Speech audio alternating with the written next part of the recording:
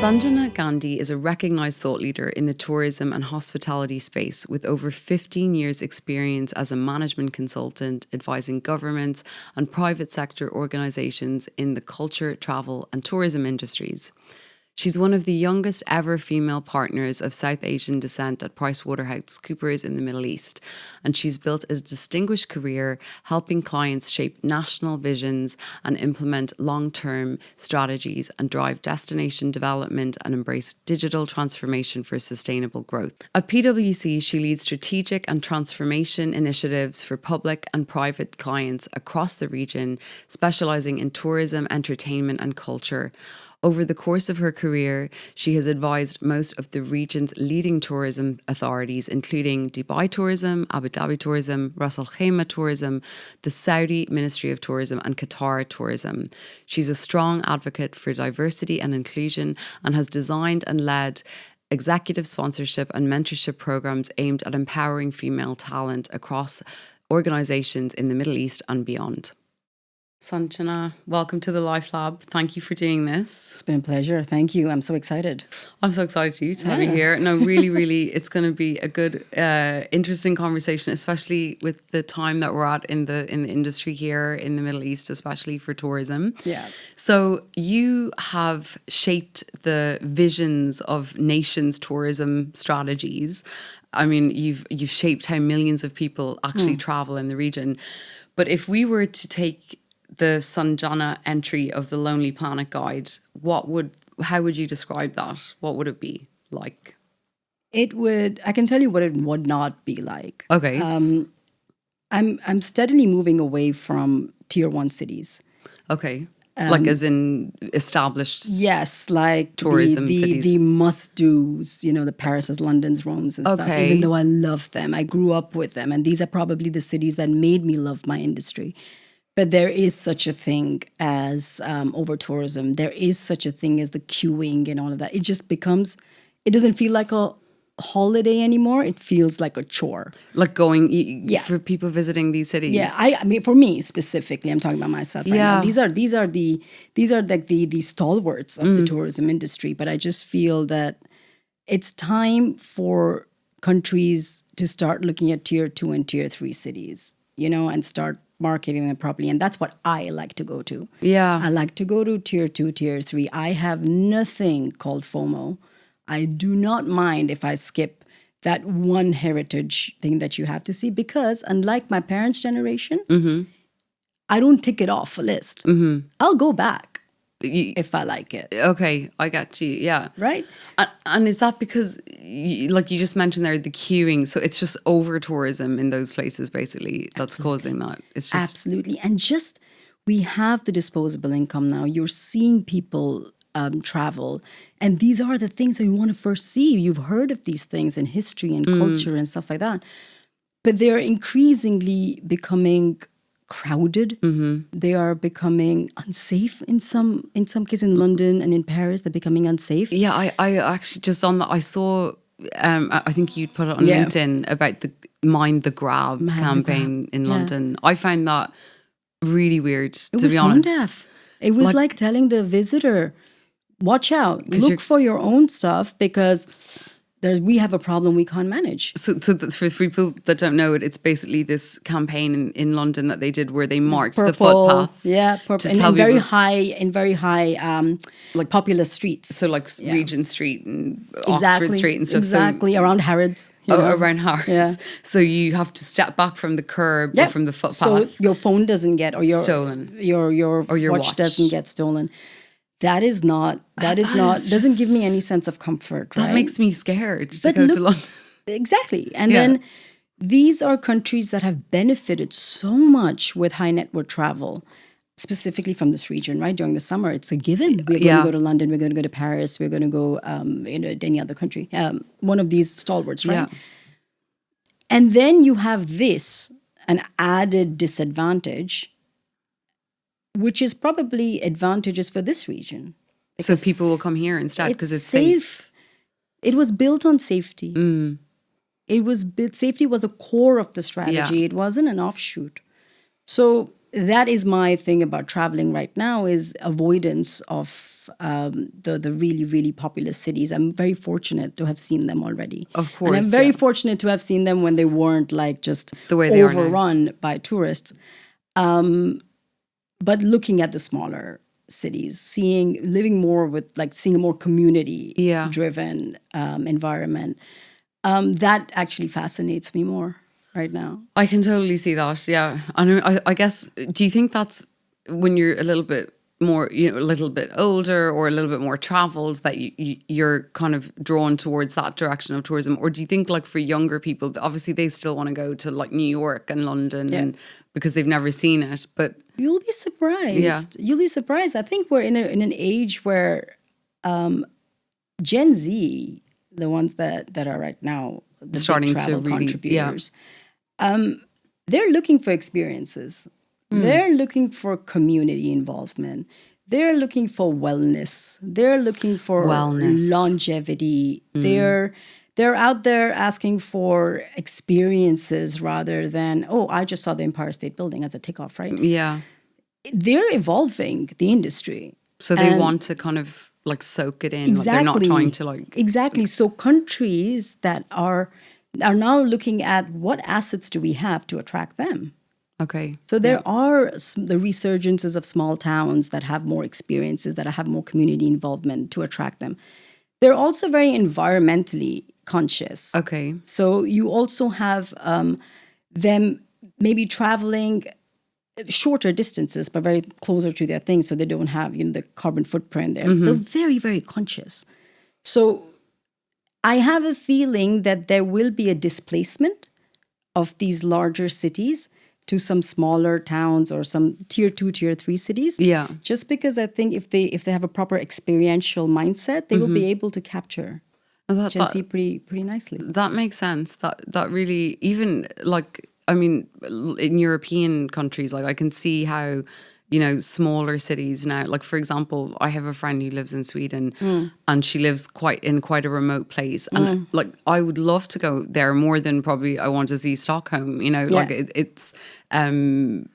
it seems like where she lives really is still very Swedish. It's, it'll be a real experience for me. So that's something that's... Sweden's pretty cool because it actually has a no phone city. Oh, really? I find that fascinating. That's amazing. No one's allowed to have a phone, or they're allowed to have cell reception, but they are trying to maybe asking people to digitally surrender. Oh, wow. Okay. Right? Enjoy our views, enjoy our food. Stop putting it on Instagram. Taking photos of everything. Yeah, okay. So your phone eats first. I love that. That's really cool. Yeah, that is really, really cool. So I think there is that movement that's happening. A few things are happening at once. Yeah. So it's a very exciting time to be in this industry. Yeah, because even you're saying about the carbon footprint, it seems like more people are flying than ever before. So I don't know, it's some people are conscious going, I don't want to travel far because of, environmental concerns. But then, everything, all the flights are full everywhere and they're so expensive. It is probably one of the first times this industry doesn't have a very clear-cut way forward. Yeah. 4 or 5 generations are existing at the same time with very different behaviors because technology enabled the last 3 generations, right? And it changed the entire trajectory. Now 2, 3, 4, 5, 6, 7 trends are happening all at once. At the same time. And disposable income started getting more and more bigger in countries that have a lot of population. India. China. The entrance of the Indian traveler changed the face of a lot of countries. That's amazing. Africa, what we call the rainbow tourists now. We are from every part of the world, you have people who want to travel. That's amazing. And we are seeing this movement. It's almost like a vibration in this industry. We also got hit by a pandemic. That was rough. We called something called revenge travel. So many different things are being thrown at us and are thrown at a lot of cities, the tourism ecosystem, to transform, to change, to adapt. Those are the survivors. It seems like the tourism has just gone from one extreme to the other with COVID to now. Yeah. It's unbelievable. So Sanjana, when you travel, obviously you've shaped how millions of people travel here in the Middle East. When you yourself go on holidays or even for work or whatever, are you hyper analytical, or do you kind of just switch off and relax and enjoy it? Neither. I'm not hyper analytical, but I also find it very difficult to switch off. But that is just my personality, right? Like, are you thinking of it from a work lens when you're traveling? Yes, absolutely, right? Like, you can't not, I suppose. Yeah, but then you're sitting with your husband and you're giving him the whole math behind it, and he's like, I don't why wanna this know. is working, and why this strategy is working, and why that was done in the way it was done, and why I admire the city. And my husband's like, oh, that's really interesting. But after the fifth time, he's just like, he's like, can you just enjoy your meal? He's like, can we just get an ice cream? Everything? But look, it's a fun industry. Yeah, of and course. It's so much on personalization and, you know, the human touch and stuff like that. So it's interesting to dissect it. Absolutely. No, I totally get it. Like, even with the London example, I mean, like, obviously you would not have advised them to do that campaign. And it's just interesting, like, why, I mean, it seems... When tourism is such a strong part of your economy and such a big contributor to it, you need to be very careful when you make decisions such as these public PR campaigns, because they can set you back. Completely, yeah. A lot of initiatives, right? So tourism deserves a seat at a table if it's contributing to our economy. Absolutely, yeah. Cities like Dubai are driven by tourism. Yeah, I mean, this region in general, right? I mean, Fantastic. Tourism is like the economic pillar for most GCC countries. Dubai really. economy and tourism. Yeah. It is fantastic. They have merged the two together. They've acknowledged that this city is built on some fantastic policies that have enabled tourism and some really good push from the leadership. So very proud to be a part of this region, because they have literally identified it. They've put their money where their mouth is, and they're reaping the benefits of it. They absolutely are, yeah. And, well, deservedly so. Completely. Absolutely. And on that note, I mean, is there one place, or even more, I suppose, but is there somewhere that stands out that you've yourself visited that completely surprised you, for better or for worse? Saudi Arabia. Really? Easy, hands down. Really? Why? What was... After COVID, we were very fortunate enough to be with a project that asked us to look at the assessment on a couple of cities. Okay. And if they're ready for tourism. In Saudi? Yes. And everything was pretty nascent then, right? You had the tier 1 cities doing what they do best. Like Riyadh. And, Riyadh, Jeddah, Dammam, right? But then you have all of these beautiful things like Khail, Asir, Al-Juf, and they are stunning. Taif is beautiful, yeah. Gorgeous. And we didn't know about it, right? So seeing it firsthand, what I predict to be some very big tourism hotspots, was a privilege and also an absolute surprise. Now, let me give you an example. Al-Juf. It has a... how many people live there approximately? Like, roughly? Is like, how big is it? I wouldn't be able to tell you. But I'm sure it's in my research somewhere. It's a small city. It's quite small. Okay. Oh, yeah, it's quite small. And they have this a fortress, Dawat al-Jandal, I hope I'm pronouncing right. And the tour guide was telling me about how it is steeped in female governance, the queens and stuff like that. No way. Fascinating. That's fascinating. Beautiful. Yeah. Great weather. We were having tea under the fortress. It was such an experience that it changed my entire perception of the country. Completely. Mm-hmm. And now I'm one of those people who defends it wholeheartedly when I'm in Europe or the Western countries, where they're like, what do you even do in Saudi? Well, I have that conversation a lot. Yeah. It's funny that you bring it up, because I mean, I actually worked there for, years, and I have been there so many times, and I get really defensive when people are like, same. It's so, because it's such a beautiful place to visit. And actually there was an article in Bloomberg, but I don't know if you saw, maybe it was a year ago or something, one of their journalists who'd never been to Saudi, they went on a trip there, and like she said, it was the most spiritual experience she'd ever had, and she was kind of like a wellness journalist. So she had been to like, you know, Burning Man and all these different places that in search of spirituality, and she said that it was like just mind-blowing. I completely agree with that. If you bring it down to the people. It's amazing and welcoming and generous. And we were lucky enough to stay at homestays. And we assessed a few of them, and they would be, you know, giving us food. Yeah. And I'm like, this is hospitality that has not opened. You have that essence. It's unbelievable. You will succeed. Yeah, it's actually for such a big country as well. I mean, it's like, obviously I'm from Ireland, so, you know, people are like, oh, our Irish people are friendly. And they are, you know, generally very, very friendly. Right. But like Saudi has like, 33 million people. And like every time I go, and I'm not exaggerating, almost something happens every single time where someone is unusually kind or like really nice, like like they're excited about really the agenda. Yeah. They're like, we're ready to, I don't like to say be modernized, because what is modernized to you and me is very different. But they're ready to put their feet on the accelerator, and I think that is fantastic. And they're so curious and like, I mean, even recently I was there, and the car I was in had some kind of technical issue and it broke down. It was obviously really, really hot. So we pulled up, and I went into just a shop, like a Bakur perfume shop. And I was like, do you mind if I wait here until my Uber comes, because the car broke down? And the guy was like, oh yeah. And like, he like brings out a chair and then gets me a coffee and dates. And I was just like, it's okay. Like, I don't want to bother you. It is really amazing. And they take pride in their culture. Yeah. They are ready to bring it out in the world. They have the canvas of very different kind of, you know, topographies that are stunning. And they're ripe. They're ripe. And it's funny, the one thing that I love about them is they're leapfrogging. Yeah. Totally. From one generation to the other one. Everything they're leapfrogging, right? Because they're like, we were late to the game, guys. We got to catch up.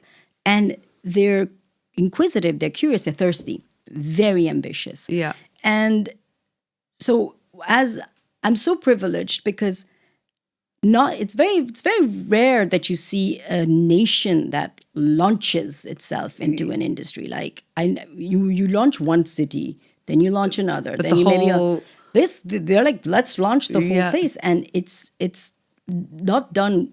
It's not been done before. But if anyone can do it, Saudi can do it. 100%. Yeah, 100%. They have all the enablers and the foundations. They're right. Yeah. That's a really good one. Yeah.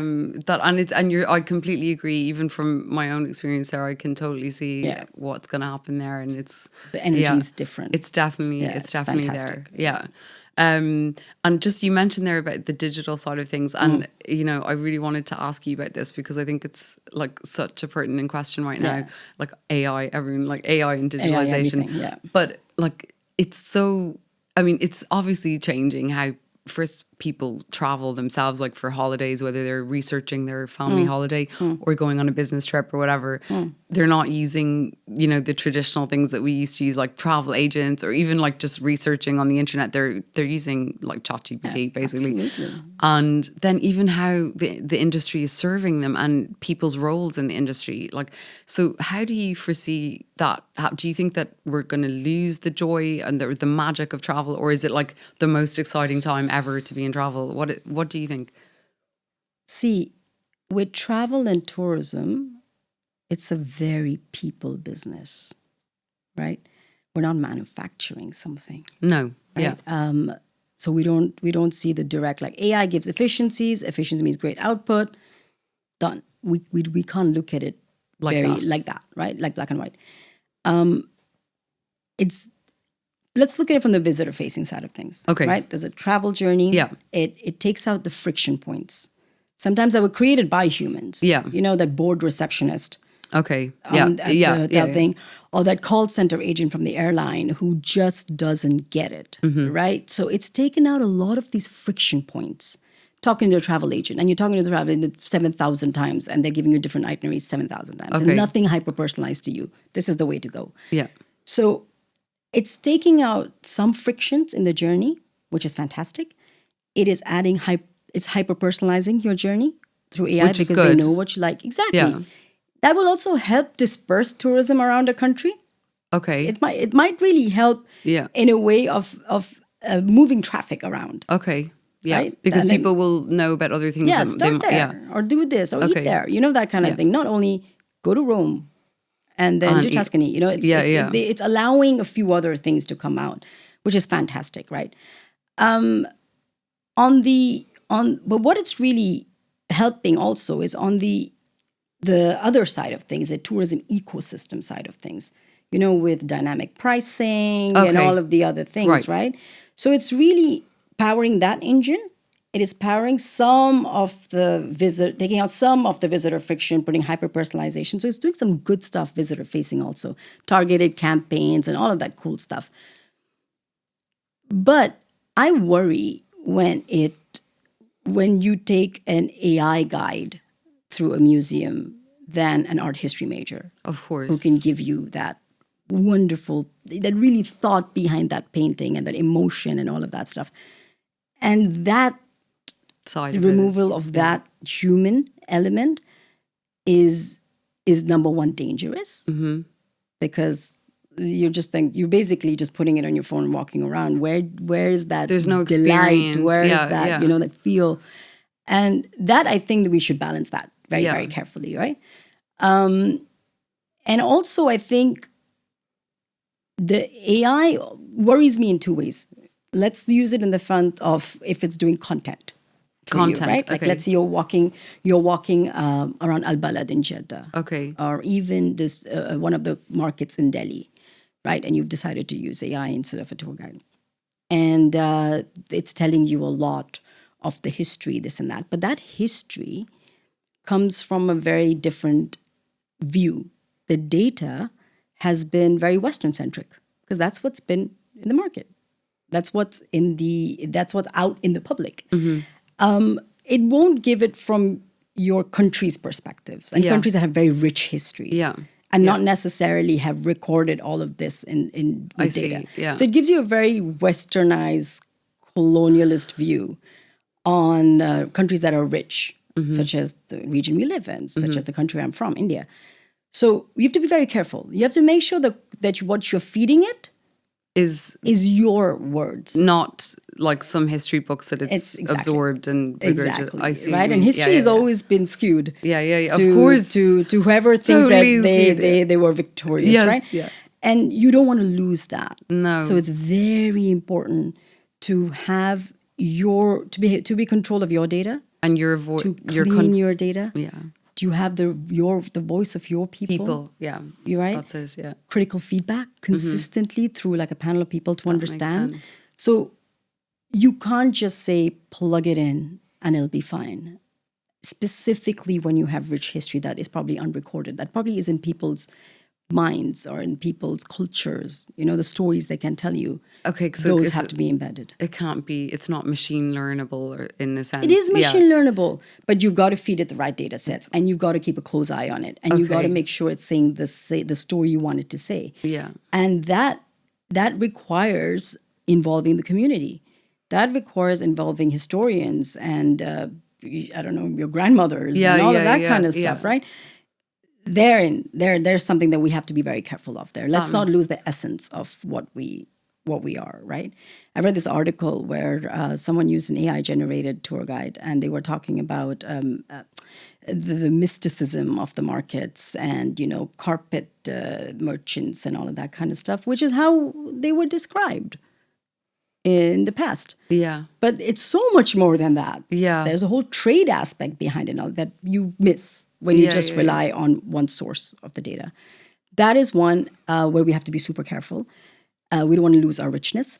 And the other also is something I've always wanted to talk about is AI disrupting the gender imbalance, the gender composition of the tourism industry.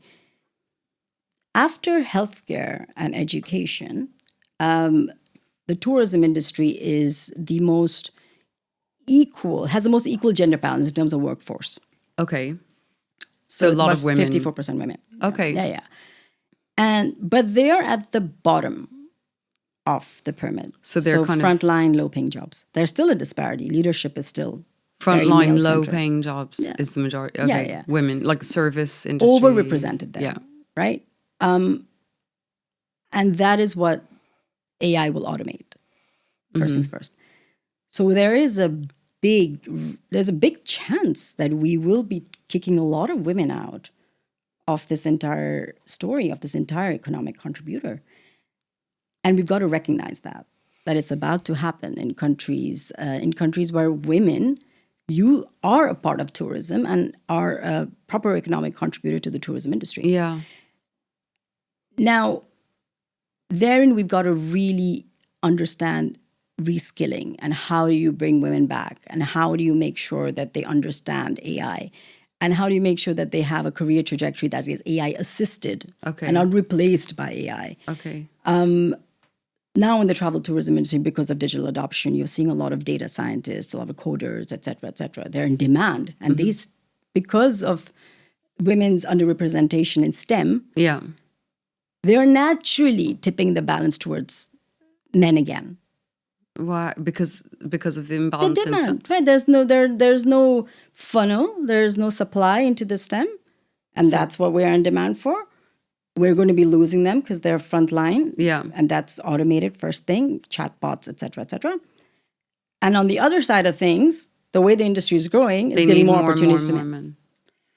Yeah. There is, so we've got to recognize that this is happening.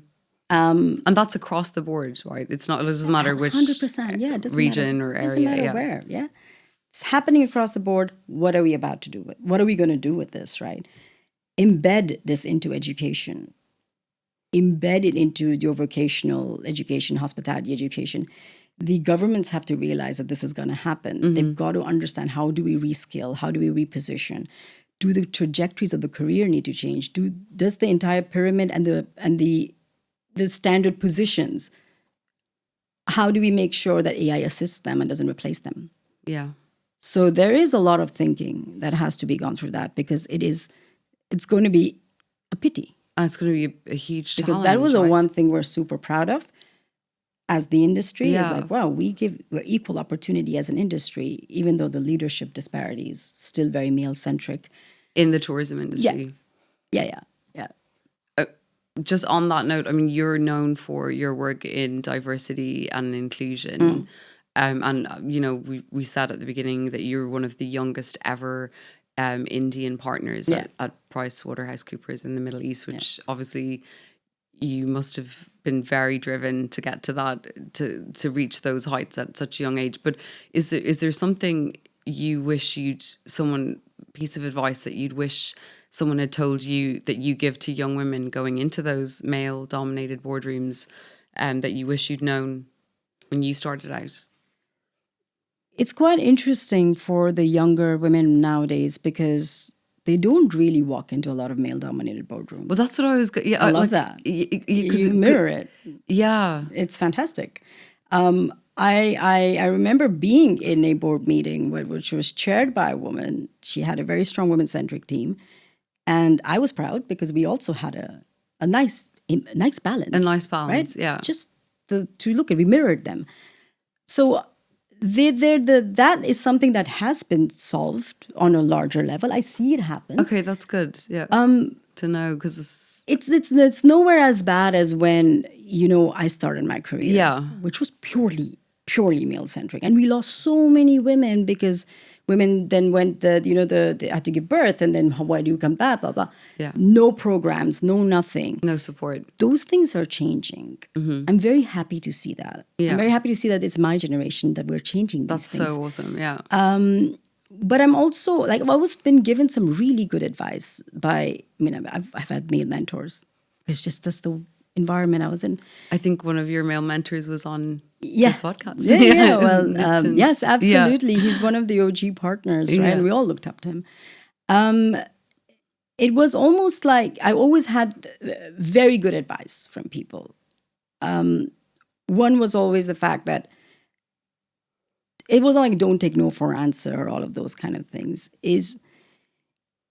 don't look at your career as linear. Right? It was almost like, this is not a sprint. Mm-hmm. It's a marathon. It's a marathon. Right? You're going to have a bad year, but that doesn't mean you're a bad employee. That's really good advice. Right? Yeah. And you're going to have a great year, but that doesn't mean you're the best. Yeah. Yeah. So you need a good equilibrium, right? And that was one thing that I was taught at a very early age. And that stuck with you, obviously. 100%. Yeah. 100%. Yeah, there are times you look at a bad rating, and I've had my share of bad ratings. I have. And it just derailed your month. And then you're second guessing everything you've done. And look how it works out. Yeah. You know, a trajectory is not a career, right? You don't sit in the beginning of the company and go, this is the trajectory I'm going to follow. I'm not going to take my eye off the thing over there. It rarely works out that way. So just give it your all. Give it your all, yeah. And find your subject matter interesting. Well, how did you end up in? So you're obviously like, tourism is your absolute passion, but you started off in real estate. Yeah. Like, how did you end up finding your way like into tourism and think, this is where I'm gonna make partner, like, at this young age? Look, so I came from a very untraditional background when it came to consulting. Right, I came from a hotel school. You went to hotel school? Yeah, I went to hotel school. Yeah. Okay. Hotel school. So tourism then was always... Yeah, no, but my ambition at that point was honestly to run a bar. I mean, that was the height of my ambition. That was it. I wanted to do that. That's so funny. I loved it. And then I'm also the daughter of an Indian man who was like, hell no, you are coming back and we're giving you a corporate job. The best thing he did in hindsight, but I just felt it was stifling my creativity in those days. I ended up joining a small firm, a boutique firm called PKF, and I just started from there. You know, I learned hospitality as consulting, and then, of course, the way the region was growing, then hotels became mixed-use developments. So, and this was in the UAE, because you were you were raised here, right? I'm a Middle East. I'm a Middle East kid. Yeah. Those became mixed-use developments. Mixed-use developments became destinations. So that's how the career kind of went from one circle to the other circle. And I was more interested... Real estate is very transactional. Yeah, just completely. Like, I was more interested in placemaking. Right? Like, how does something like brick and mortar serve the purpose of a larger community? And that's what tourism does to you, right? Mm-hmm. You think from it from a very different lens. So that's when I started realizing, wow, this is really fun. And I was also very fortunate that at a period where I had the junction of what am I doing with my career, I left PwC to join Dubai Tourism. Oh. And it was probably one of the best decisions because I was at the forefront of seeing a city put tourism first and putting every foundation to make that the success reality, right? And they then won the expo, and you just kind of feel that you're a part of this whole thing. Yeah, that and was amazing. We drive through projects like the Frame, and I remember when we had that on our docket. So after that, when I came back to PwC, it was a renewed sense of where I want to go, and I'm like, let's go to tourism. There's something happening there. But it was until I was seconded for 2 years to Qatar Tourism, where my love for tourism just went. It skyrocketed. Really? It was so much fun. They were doing such amazing things out there. Museums, and museums are architectural wonders. It's another country I absolutely love. And I think it has so much potential. And it's already exploring a lot of its potential. Of course, yeah. And so it started there. And it's just being part of blank canvases, which have the assets, they have the people, they have the attitude. Doesn't hurt. They have the money, and the ambition, and that's when I was like, "This is the industry I absolutely love." You couldn't be in it's probably the best place in the world if you're in the tourism industry, really, isn't it? Because of all of the. It's still an industry. But it's like it wants to grow. Like there's so much, happening and so many really lofty ambitions and projects and so many different things, like the sports element even that you mentioned there about, about Qatar and, what they did with the World Cup and, it's they're revolutionizing it. It's crazy. They're revolutionizing it, and why shouldn't they? Yeah, yeah. Why shouldn't that's they? What I mean, even that's what the thing about Saudi, because sometimes I feel like there's people that they're like, what, they can't, there's this sort of, it's not just for Saudi buy things. But also like people seem to have a problem with people that want to do something that they haven't done before. I was like, it doesn't matter whatever it is, like, oh, I get it. And you're like, well, why can't someone do that? Or why can't they? Yeah, if someone wants to try something, like let them do it. Absolutely. And that's where even, I have a lot of criticism from a lot of my friends who I went to university with, et cetera, how can you support the Middle Eastern agenda? Because it's a very different kind of news that reaches them. Yeah. And I live here. This is my home. Mm-hmm.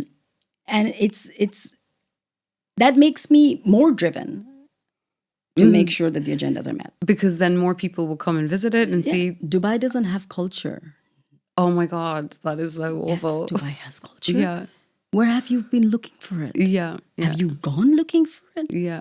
You come for a 3-day itinerary to Dubai. And you just go to the mall. You take a few things and you go away and you say it doesn't have culture. Yeah. So, I mean, at this point, I'm like, the advocacy comes from the people. Mm-hmm. And I think something that will continue. Absolutely. Yeah. It's people like us. Yeah, of course. And people that, I mean, more and more people who were born and raised here. I mean, there are millions of people live here. Yeah. So it's like, yeah, it's an interesting one. It's definitely, and to be in the travel industry here is super exciting and shaping the visions of, these nations and how they're going to grow their economy around tourism. Absolutely. Like how exciting to be in it. It's an industry that consistently transforms. And another thing when you want to be in this industry is you need to transform. Yeah. You need to change. You need to adopt. You need to learn. There was a point where you had a lot of old guards in the tourism industry, in the governments and the ministries and stuff like that, with visions like, oh, Singapore did this, Australia did this. Okay. The I Heart New York, that is the campaign to be.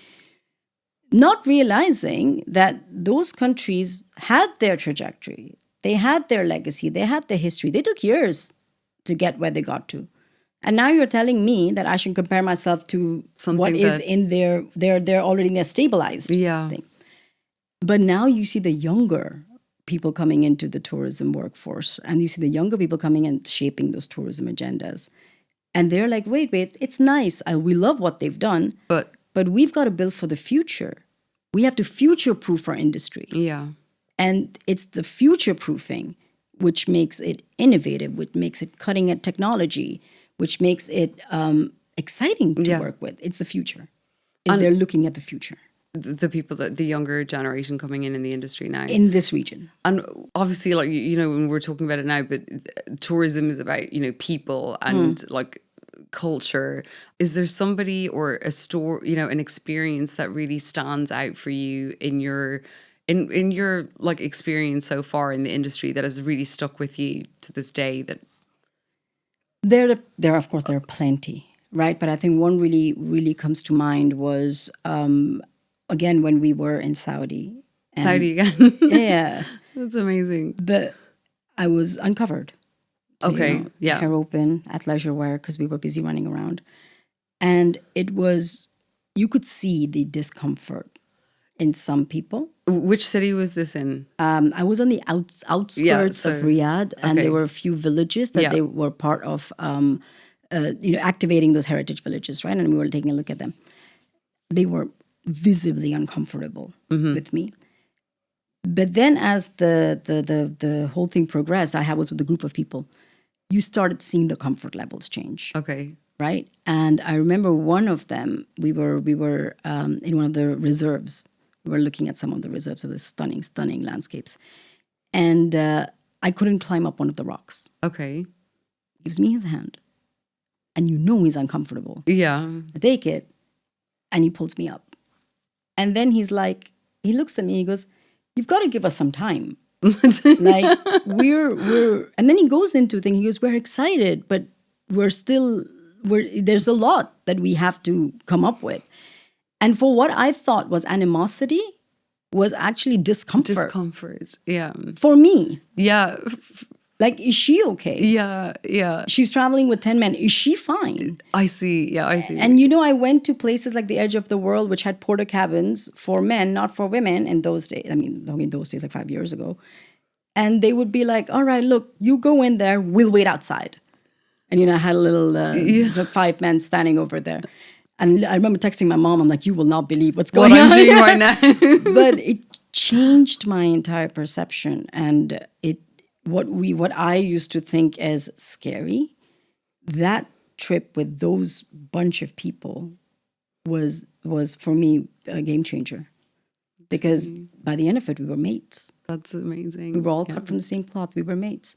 And I'm like, man, if you guys go on this kind of acceptance, which changed in 4 days, it's going to be fantastic. So that was a very, very, that whole trip, I think, I was very fortunate to be at the helm of that project, was a game changer.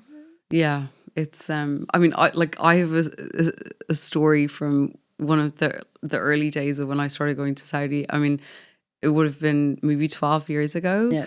And I covered my hair because I was meeting, it was like a work meeting, and there were like some older gentlemen at the meeting, and I was they're very senior and, very revered. So I wanted to be respectful. So I covered my hair. Yeah. And as we were having a lunch together, and it was a work thing, but we took a break and everyone was having lunch, and my Shayla kept falling down into my seat. And I was like, I kept trying to tie it back because I didn't tie it properly. There's no way we can look elegant in it. Yeah, I don't know how they do it. I look like elegant. A mess. I'm holding it. Abaya, great, but covering my hair, it was just I just couldn't do it right. And so and it was all, I think, it was all men. I was like the only girl. And then eventually one of them was like, "If you're really uncomfortable, you can just take it off." Yeah.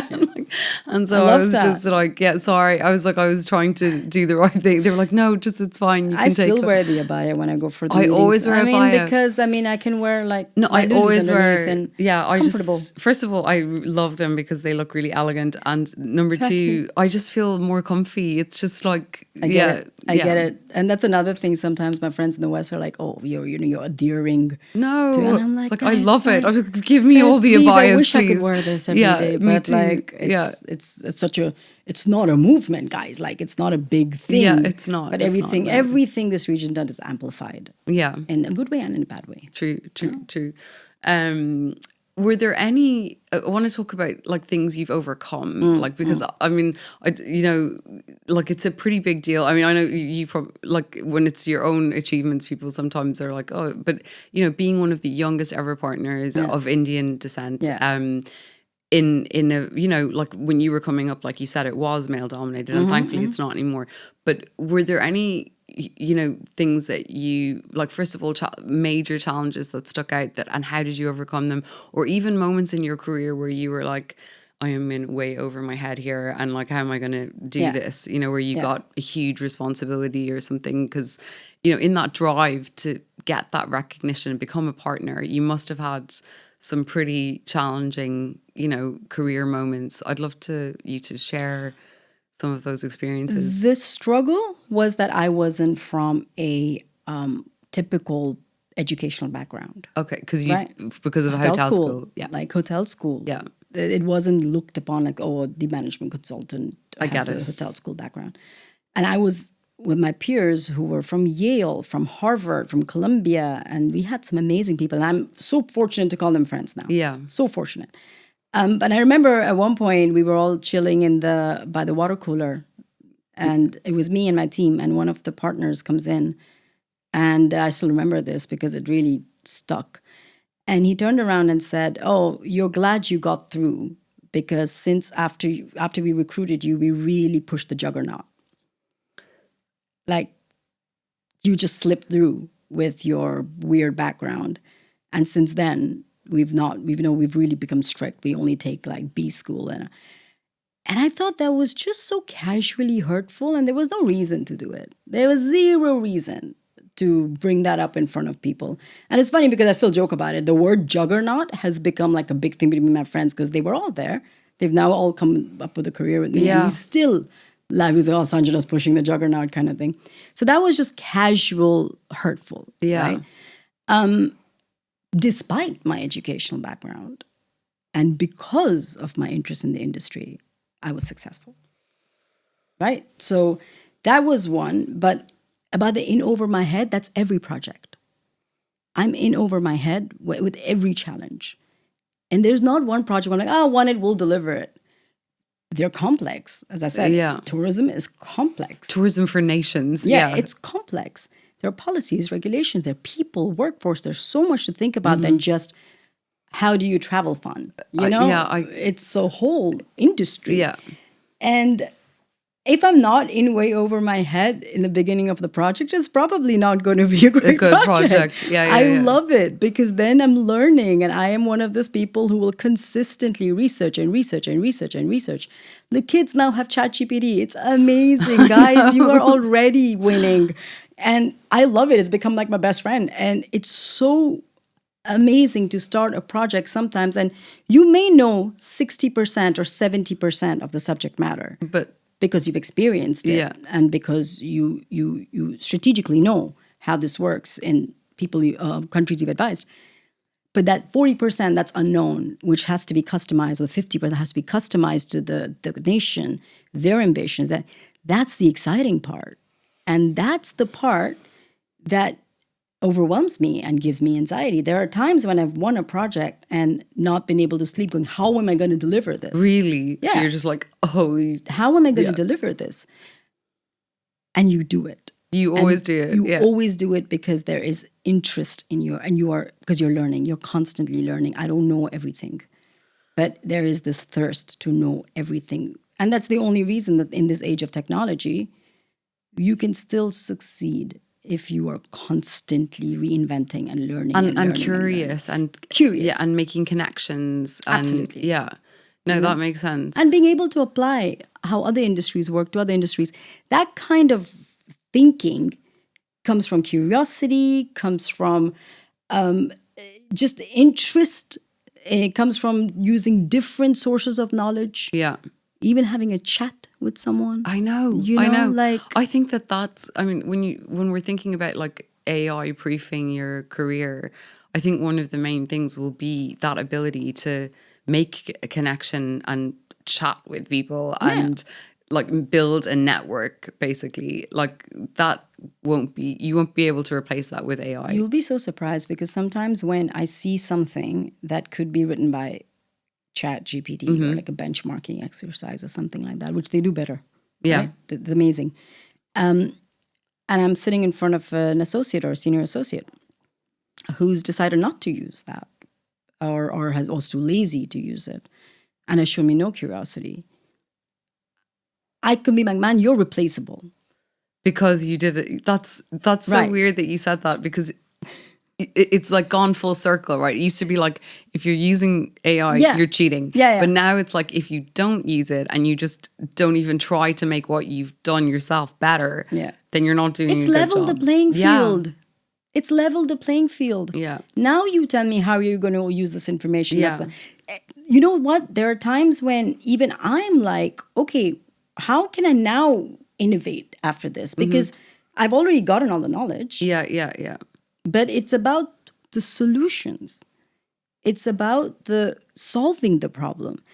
This is giving you data. And how you use the data that's the key. That's up to you. Yeah. That's curiosity. That is interest. That is passion.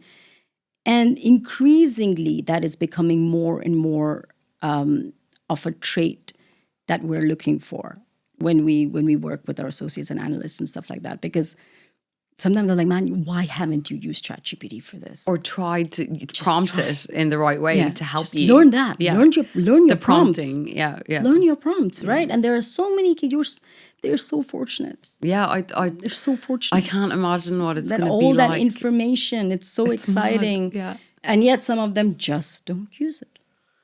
Yeah, I don't know. Like it's it's just so funny because like in 1 year I've gone from even like interacting with like very senior sort of founders of even kind of management consultancy firms and things who were saying absolutely no AI, you can't use anything. And I remember kind of thinking like it wasn't my battle to, we were talking about it wasn't my battle to fight, to sort of saying if you don't start looking at this like you're going to be archaic, but anyway, now I've noticed this person then saying the opposite on social media, going, I used to like be so against it, and now I'm like using it all the time, so we're consistently on the receiving end that AI is going to replace us. It's not. No, I don't think it'll replace, but it's like you said, you have to AI proof yourself. You can't not leverage this tool. That's absolutely knowledge should always have been free. Yeah. And then it's even for, like you're saying about people maybe who are not as fortunate to, like the women in the service industry and things you were mentioning in the service sector for the tourism industry. Like even if there were educational initiatives, and you mentioned that can make sure they can get access to like how powerful 100%. That is. Yeah. There's a huge upskilling and reskilling thing that's going on right now, and it should be happening. We should push the generation into AI. Absolutely. And understanding it and how it works and how it's going to disrupt, enable, support, blast transform the industry. You should be in the know. If you're not in the know, you're going to way behind and you are out. That's it. Yeah. Sanjana, one thing I always want to ask my guests is like what success means to them now, and how it's changed over the years. Obviously, I bet it's very different if I ask you that question at the beginning of your career to now. Yeah. What does it mean to you now, and how has it changed? In the beginning, it was very much climbing the ladder, right? Yeah. And titles meant a lot to me. Titles meant a lot to me too. Yeah, it meant a lot to me. And I get really annoyed when people say they don't matter, because they do matter. Because of course they matter. Like I've had many people go like, "Why do you care about your title?" Yeah. Because it shows that you progressed. Yeah, so, but that's our generation. It must be then. That's our generation talking, right? Like they people don't. There's been a more flatter hierarchy nowadays, right? Which I love, right? Yeah. It's opened a lot of conversations that people would never have had in those days. Like everyone's has a great opinion about things, and everyone's capable of giving you great stuff. But I used to love titles. I used to chase titles. I was upset when I didn't get titles. I was very proud when I got partner as a title. I mean, it's awesome. Chuffed. Yeah. But I think success has changed. It's not becoming taking rungs and rungs and rungs of the ladder, but it's more now it's comfort and safety. And for that, it's successful for me. Like I'm with a company that I've been. You're a lifer. I'm a lifer. I'm always worked with people I have learned a lot from. I want to keep on doing that. Mm-hmm. I want to work with great clients. The success for me has become more softer. Okay. Rather than KPIs. Yeah. Right? So it's just become, I don't know, being able to mentor 2 or 3 younger women in the workplace, being able to, even younger men, mentorship should be equal. That's what success looks like. And it's the tiny things I celebrate, right? I'm like, wow, that's great. Look what, and that's the sense of pride. Yeah. But before it was like, no. Like I would be very upset if I did not make senior manager. I totally get it. What have I done wrong? But once you got to partner, then I think, do you feel like that was the point where where that evolved, that view of success? Because you're like, you've made partner at this really young age, Yes and no, because the work's never done. That's true. Yeah. Right. And it's not like you're sitting on top of the summit, because as corporates go, they add another mountain, right? Yeah. But it's a privilege, and it's a fantastic place to be in, and it's a very great security, and you can dictate, and you can shape, and you can mold. You have more. Dictate's not the right word. But you can dictate your agenda. Yeah. Your thoughts are pronounced, and they're heard, and your opinions are heard. And people are looking up to you. Yeah, they want to hear. You're a thought leader. Those are amazing, amazing things. But there's a responsibility. Mm-hmm. that I have to do this every year on year. Yeah. The ticker stops at the end of the year, Yeah. and I have to go the next year. Yeah. And that ticker and that cup fills only when you find that your industry is giving back and you're more passionate about it. Because every year, if I was going to do the same thing, number one, I would not be bringing anything new to a client. I would not be innovating. No. I would be giving like cut pastes. Yeah, and then here's a strategy I did for this. You just put it on there. But that keeps it going. Mm-hmm. And it's a privilege to be in the position where I am, to be able to learn like that. And to keep on innovating. Yeah. Yeah. So that's what success is right now. Softer. It's smaller wins. That's really cool. Yeah. Yeah. I really like that. Smaller wins. Smaller wins. That's awesome because it's really meaningful. It's actually really meaningful. Yeah. But success it's also success not only in the workplace. It's the whole ecosystem of your life. Yeah. I got to a workout today. I spoke to a client. I ran a board meeting. I made sure I talked someone off a ledge. Then I went home and I spent time with my husband and I made a good meal. It's a successful day. That's amazing. That is really cool. That's success. Okay. I love it. I love that. It's privilege and success. Okay, what advice, just our rapid fire ones because we're running out of time. What was the best advice you ever received in your career? One from my director when I was in deals was, if you have the privilege to change jobs, and not because you're being fired, or because of any other reasons, don't do it for money only. Do it for growth. Do it for filling a gap in your capabilities. Do it because something about that interests you. Do it because the people seem to be cool over there. Because you can learn more. You can learn more. When you do it just for the money, you fail. Yeah. Right? And that's a really good one because that is not everyone can afford to take this. Okay. Right? Yeah. But of if course. you can. Yeah, if you can. That's different. Just look over the job description, look over the people who are talking to you. We are in a people business. Look at people, not the positions, not what they're doing, not the titles, and not the money. It's the people, right? And that is where that director of mine told me to embrace my EQ. They told me to embrace more of the female leadership things. Like, don't look at it as it's that is working against you. It's working for you, right? So knowing that was very powerful. So that was one advice, like don't jump. And second, embrace what you think is a weakness is actually a strength in those days. And now I think the kids are more aware of that. Yeah. And I think those two always stick with you. They stuck with me, yeah. What are you most proud of? Oof. Well, I'm most proud of number one. I think my contribution in a low-key way, right, to making sure that I'm always a sounding board for women in the workplace, right?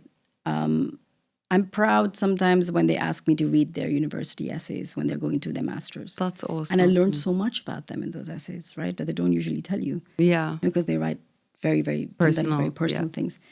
So I'm very proud that there are still people who, when they want to make some career decisions, that look at me, and even though they don't work in PwC, they're doing amazing stuff somewhere else. And so I'm proud that there is something that I did that resonated with them, that resonate with them. Yeah. I love that. I love that because then it kind of gives me a little bit of a comfort that I wasn't like this cutthroat, like, you know, just hacking people away, which I thought I may have been. But it's just nice to know that everyone would be like, oh, yes, I know, you know, I had a really nice time working for you. And could you help me with this? It gives me a sense of purpose. Of purpose and accomplishment that you're helping people. Yeah, I like that. Yeah. You made an impact on them. Yeah, absolutely. Impact. And that's then, the word. Yeah, impact, yeah. Last, but very important question because of your industry. What is your dream destination for Sanjana?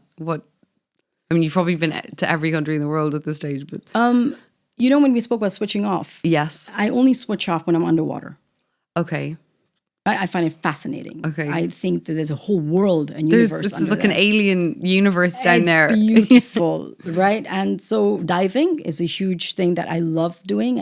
I always want to do it once a year as a solo trip. It's very spiritual As for a me. solo trip? It's very meditative for me. My husband will join me because he's like, no more solo trips. We just got married. Congratulations. But I want to go to Raja Ampat in Indonesia. Oh, okay. It has one of the most beautiful marine life, and I'm very excited. I'm not planned it yet, but you're gonna because it's a live board. It's quite an extensive thing to do, and I love it. That is what I'm hoping to make time for that.